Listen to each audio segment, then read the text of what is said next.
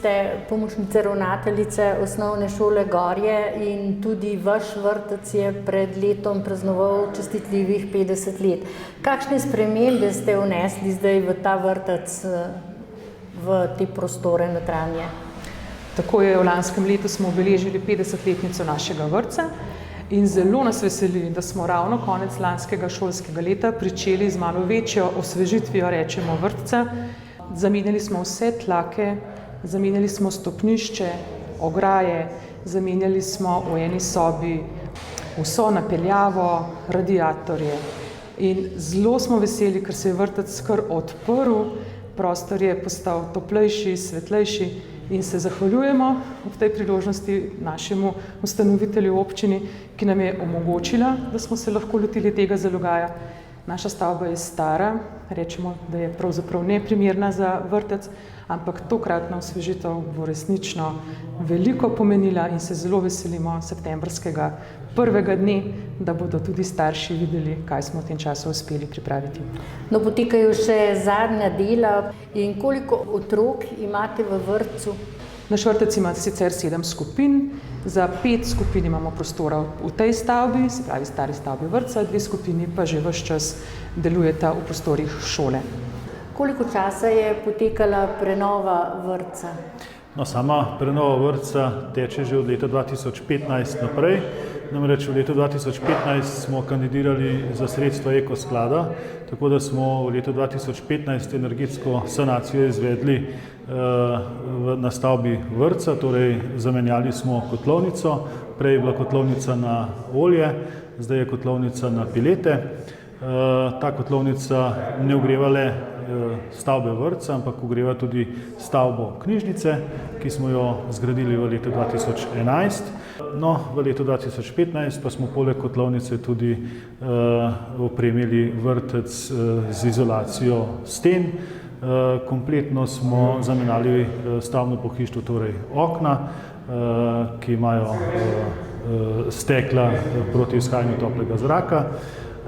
No, v letošnjem letu pa bo vrtec doživel kompletno notranjo prenovo, tako da vzgojiteljice in vzgojitelji se že veselijo vrnitve otrok v naše prostore vrtca.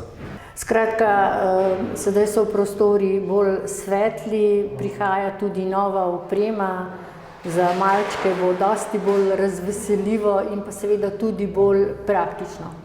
No, na vsak način občina sledi predvsem temu, da so pogoji za naše oskrbovance, torej otroke, najboljši.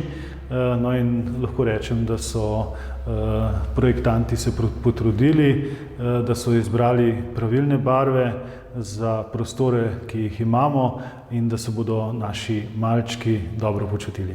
No, torej pa to ni prva investicija, niti ne zadnja, so še številne investicije v občini Gorje, jih lahko majhen pobliže predstaviva.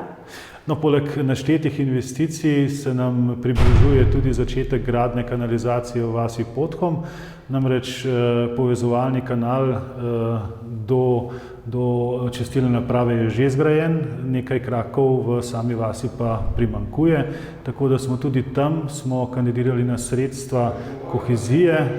Kohezijo je skrbnik teh sredstev Ministrstvo za okolje in prostor in tam smo dobili kar nekaj manj kot 400 tisoč evrov. No in ta investicija se bo ravno tako začela v jeseni letošnjega leta, zaključila pa se bo v naslednjem letu jeseni.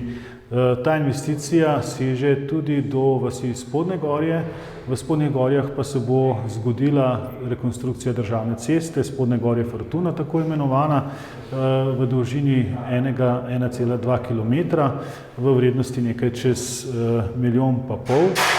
Skupne vrednosti na tej trasi se bo poleg rekonstrukcije ceste izvedel tudi pločnik za varnost pešcev, na novo se bo zgradila meteorna in fekalna kanalizacija, vsi vodi od elektrike, komunikacijski vodi bodo šli v zemljo, na novo se bo zgradila tudi javna razsvetljava, tako da bo kompletna infrastruktura v tem območju tudi nova. Pričakujemo, da bo sestanek z direkcijo. Z direkcijo imamo namreč podpisan sporazum o financiranju te investicije.